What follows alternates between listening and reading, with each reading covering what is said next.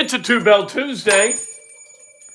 A very, very happy Two-Bell Tuesday. The Indiana Hoosiers, they won last night.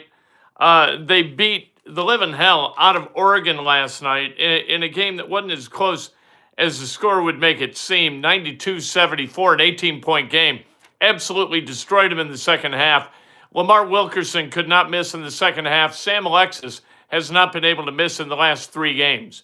When Sam Alexis and Lamar Jackson are cooking at the rate that they are, Indiana is going to be a really, really good team. And normally, I would say, like with the Rutgers game, that a lot of the Indiana offense came at the expense of a really bad Rutgers defense.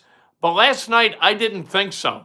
I thought that last night, Indiana was good offensively because Indiana was good offensively. It wasn't that Oregon was bad. It was that Indiana just could not miss, and they took nothing but open shots. They cut hard. They screened hard. I thought that was the best offensive half of basketball Indiana has played in a really, really long time. Really long time. I think you got to go back to like 2013 to see an Indiana team cook at that level with that amount of heat in a full half of basketball. So, Indiana 8-6 on the year in the Big Ten. We'll see where this takes them. They've got games coming up Sunday. They're off until Sunday, which is awesome. Although Darren DeVries, in his post-game comments last night, kind of lamented the fact that they're off until Sunday because they're kind of in a rhythm and they're cooking a little bit. But they'll be at Illinois on Sunday and then the following Friday in West Lafayette to play Purdue. We'll talk about the statue that's coming to the South Lobby in Assembly Hall. Guess who's going to be depicted? I wonder what kind of pose that statue will show Bob Knight in. I think that's kind of interesting. You know, there's that John Wooden statue in downtown Indianapolis where he's there talking to like disembodied lower bodies of players. Kind of strange. I don't know whether we're going to have to get that arty with Bob Knight. We'll talk about that a little bit. Pacers tonight against the Knicks. That game at 7:30 from Madison Square Garden. Indiana really needs to lose that game. Johnny Furphy, sadly, tore his ACL in the last game. He's out for the season, so he's not going to be there. But Zubats may be playing. He's going to be a game-time decision. He's got an ankle. I would recommend resting that ankle and getting it really, really healthy for the 26-27 season. Let's go. Brian says, good morning, Kent and Julie, rise and shine. That's what we do. Went to bed, what was it, about midnight last night after the live postgame, and we're back at it this morning. And it's fun to be back at it this morning because Indiana keeps winning. We're going to talk about the fight last night between the Pistons and the Hornets. I would find them, if I were Adam Silver, I wouldn't find them for fighting. I would find them for slap fighting. This has got to stop. If you're going to fight like men. Throw tape on the machine of Larry Bird, Julius Erving, Larry Bird, Bill Laimbeer. Let's see those fights. And let's see those emulated. And until NBA players can fight like men, let's just, you know what, shut down the fighting. All right? If you can't fight better than that, holy hell. Like, that's that. I don't mind fighting. I don't think fighting should necessarily be fined. Fighting is a part of athletics. People get frustrated, they square off. That's life. But you got to fight better than this. This is Breakfast with Kent for Tuesday, February 10th, 2026. Brought to you by the great people at Today's Dentistry. Dr. Mike O'Neill, the best dentist in the world. That's why he's been my only dentist the last 33 years. Let's go. Slap fighting's for sissies, yet fights are for stupid people, period. Yes, people only get hurt in fights. It's true. But there is something within us that wants to square off every once in a while. And if you're going to square off, do it like this. Don't do it like that. All right? Kids. Good to know. All right. Call Dr. Mike O'Neill at 317-849-2933 to make an opinion or an appointment of your very own. Julie is standing by.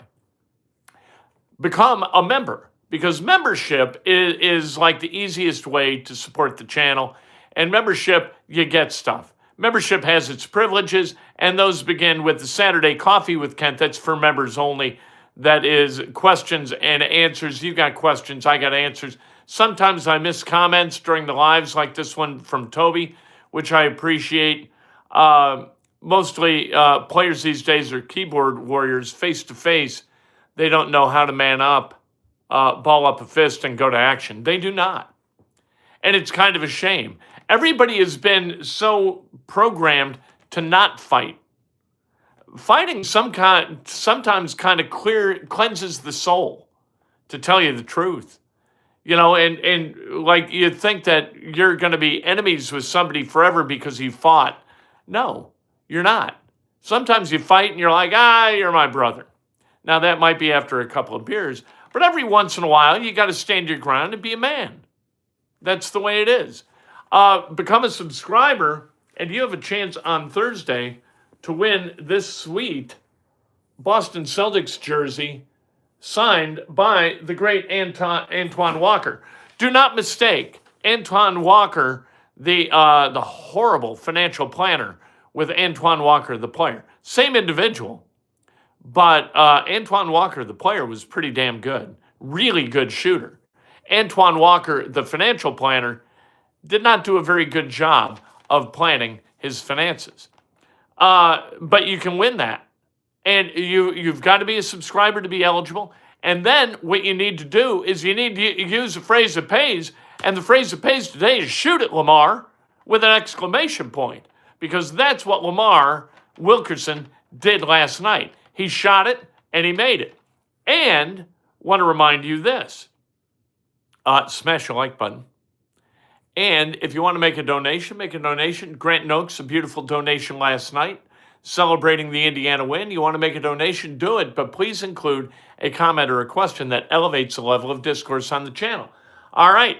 Let's talk about Lamar Wilkerson last night. 41 points. Fifth player in Indiana history that has scored 40 or better twice in an Indiana season. I said Don Schlunt did that. Don Schlunt, I believe, scored 40 or more in multiple games at Indiana, but in different seasons. So you've got, I think you had Alan Henderson, you had, who are the other guys? Good heavens, Jimmy Rale. Jimmy Rale actually did it twice. So there's that. But you've had guys wearing that IU jersey who've gone to work offensively in the same way that Lamar Wilkerson has. If Lamar can do it again, he'd be the first three-time 40 guy in Indiana history. He was really good last night. In the second half, he was amazing. And Sam Alexis was money the whole night long. He didn't miss a shot. Unbelievable. Indiana just pummeled Oregon in the second half. Oregon actually, they scored the basketball pretty well last night, but they could not cut into Indiana's lead because Indiana had come down on the other end and just bury them. Indiana's figuring out how to play together at a really high level. This could wind up being a team that nobody wants to play in the NCAA tournament because they can flat score the basketball, and they are getting better and better and better at being tethered and connected as they play defense. So very, very nice effort by Indiana last night. They go to 8-6 in the Big Ten, and now they're in the middle of the middle. They've risen from the bottom of the middle. Now they're in the middle of the middle, along with teams like Iowa and UCLA and Wisconsin. That middle tier of the Big Ten is where sort of the bubble's going to come, and Indiana, I think, positioned itself well outside the bubble with this win. Now, the bad part, Biddle's back. So this is a different level of challenge playing against Oregon, right? While he was injured, they lost the majority of that shank of 9 in a row. Oregon is not a bad basketball team. They're better than people are going to think on Selection Sunday. You keep seeing this. Indiana keeps winning games, and because they're playing opponents that are not getting respect within KenPom, they're not moving up in KenPom. Indiana went from 33rd to 35th after their last win, And then last night they stayed at 35th. I don't care. It doesn't matter. What matters is how the selection committee views Indiana. They got 2 coming up on the road. If they could split those roadies against Illinois and Purdue, and then come home and beat who they got, Northwestern. I don't know what you do against Michigan State. If you can beat Michigan State at home, that locks you in to the field of 68, and then really the field of 64. Let's not even talk about a field of 68. And then you've got on the back end of that, who have you got? Minnesota. So, like this is a run of games that are really, really important. I think Indiana likely winds up 11-9 in the Big Ten, and at 11-9, even if you don't win a game up in Chicago, I think you got a really good chance of putting yourself solidly in the field of 64 for the NCAA tournament. Nice to talk like that, isn't it?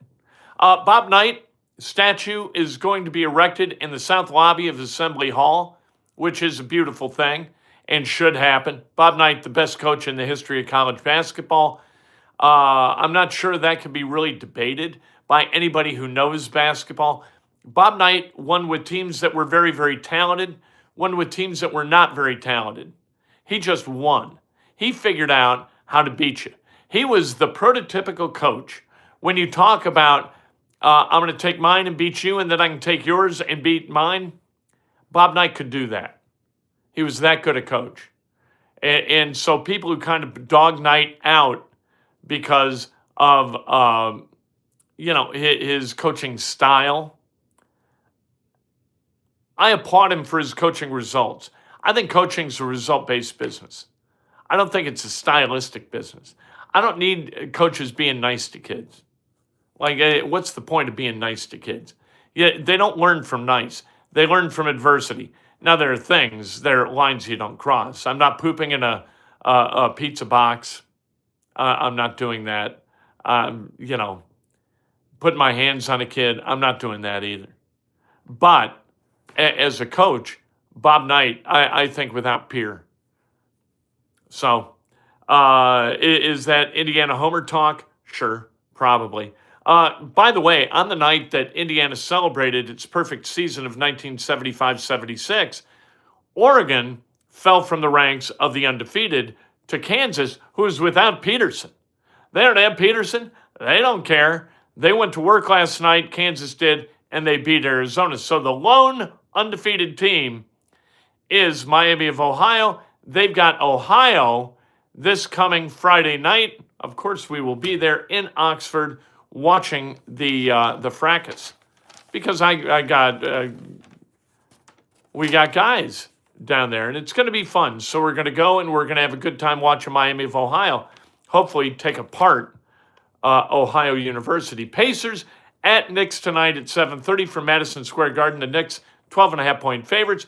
Johnny Furphy, a torn ACL. He is obviously going to be out for the rest of the season. Zubats is evidently with the team, but he's got an ankle, and he's going to be a game-time decision. Hopefully, let that ankle heal up real good. Nothing like 6 months of rest to heal up an ankle. Let's keep Zubats off his feet and off the court. And then let's keep, Siakam looks a little peaked to me. Can we keep him off the court at least until that 2-game set against the Wizards up in D.C. after the All-Star break? Can we do that? That'd be nice too. Losing, good. Winning, bad. All right? Get Halliburton back, Zubats next year, whoever a top 3 pick is. Now, I should say, we keep talking about top 3, top 4. The Pacers executed a trade where they offered up a protected 2026 first-round draft pick. It's protected 5 through 9. 1 through 4, that pick would not convey to the Clippers. So that's what we talk about. That's why it's important to finish down at the bottom. And even at that, if you finish in the bottom 3 in the NBA standings, you have an equal chance to draft in the top 4. However, it's a coin flip. I think it's 52% you draft in the top 4, 48% you don't. So it's not guaranteed anyway. But getting the best chance to get the best pick just makes all kind of sense, doesn't it? Big fight last night between the Pistons and the Hornets. Like, what are you doing? I swear to God, NBA guys, they used to be kind of terrifying when you had guys like Kermit Washington and you had guys. Remember Rudy Tomjanovich?